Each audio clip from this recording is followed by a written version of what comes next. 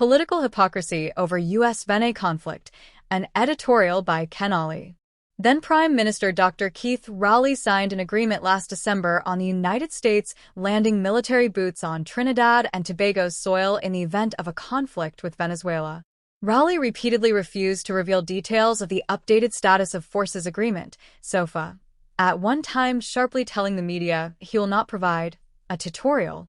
Rowley held that position despite relentless criticism, with then-opposition leader Kamala Persad-Bissessar accusing him of obfuscation and an absence of transparency and accountability.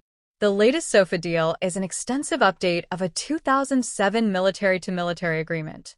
Eventually, the media and civil critics gave up the issue, and Rowley escaped without having to report to the nation on what became a top-secret security deal.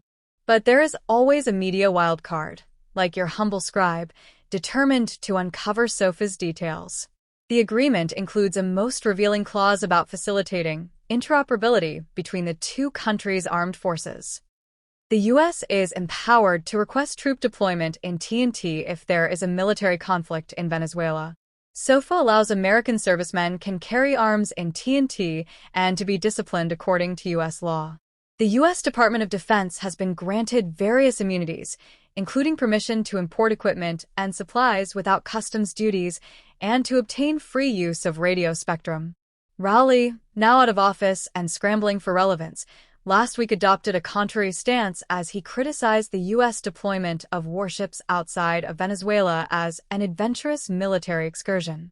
He declined to acknowledge the Americans' negotiated permission to use T&T as a staging ground if there is a Washington-Caracas skirmish. Rowley and various anti-government voices, which, notably, do not include opposition leader Penelope Beckles-Robinson, have tossed up sovereignty as a sticking point. At the time of the SOFA deal, Rowley also applied the term, even as he refused to level up with citizens on his deal with the Americans.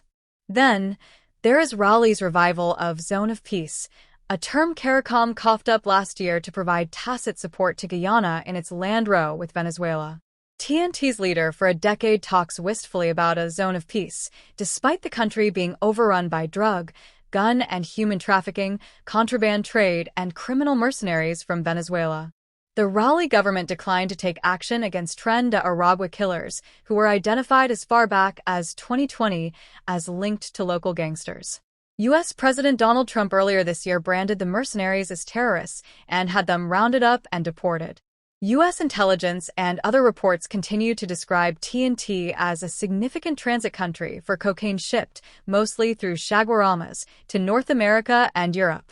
All the major drug busts, including a U.S. $25 million breakthrough in June, have been done through leadership by the Drug Enforcement Administration, DEA, or other American agencies.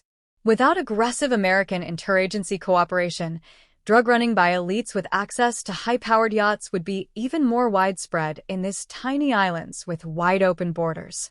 And still, Rowley shields the SOFA deal and plays cheap politics through the emotional term of sovereignty. The hypocrisy is overbearing.